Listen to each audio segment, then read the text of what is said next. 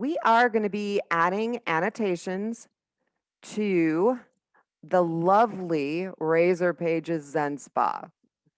So I just happen to have that open. You guys should have this because we have been working on it. And if you look at the existing classes, we have two. The one doesn't really have any, but it's following convention. And the second one has a couple things required. Also, there is a display name for email. And we are identifying the key up here, even though we don't really need to. So we are going to create a new class, and we're going to add data annotations to that. And our new class is going to be called Client. So we're going to add a new class to models. And we're going to call it Client. And to make your lives a little easier, I have added all the properties here, and you can copy and paste them.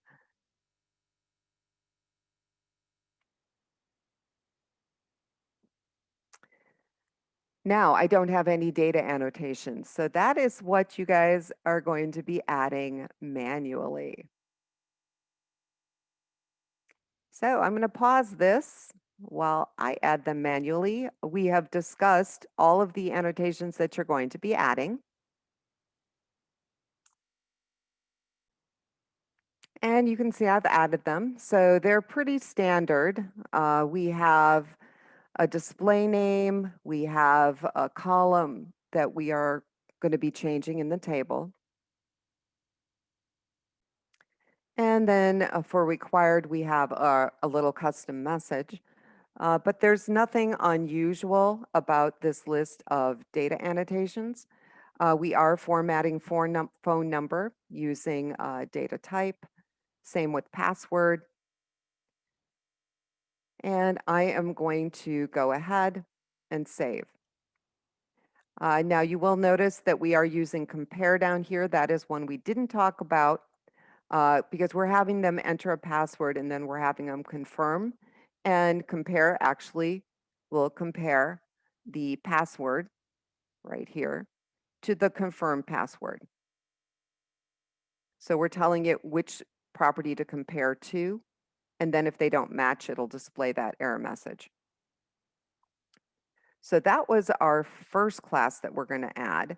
And now we're going to add a second one. This is nice and short, and it is client service. And this is going to connect our clients with these services that they are using.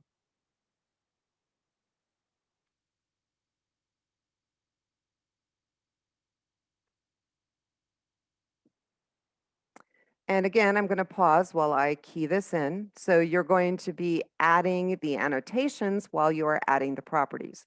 So personally, I think it's easier to add the properties first because you can do that quickly and then go back and add the annotations. And I've got this added, so I'm going to go ahead and save. We are going to add a little range to our services model. This will help ensure the accuracy for our fee. So I'm just going to add range. And so the minimum fee is 35, maximum is 1,000, which sounds super pricey, but that would be more for a group. And this particular model did not have data annotations before.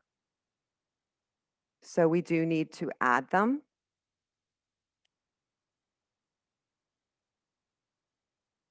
Here it is, component model. Dot data annotations.